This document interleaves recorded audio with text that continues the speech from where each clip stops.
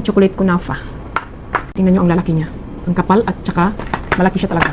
Subukan natin ito kung saan ang mas masarap. I-try muna natin itong blue. Tingnan nyo ang packaging niya. Maliit ang kanyang laman. Ay, ganito ang kanya ano. Nag-melted na siya kunti. So parang na-disalign ang kanyang forma. So i-try natin.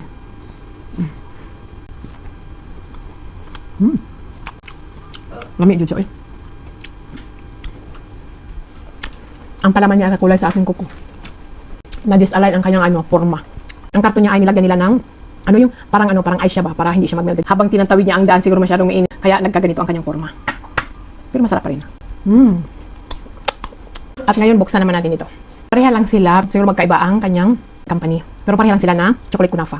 So buksan natin ito kung alin sa dalawang klase ang mas masarap.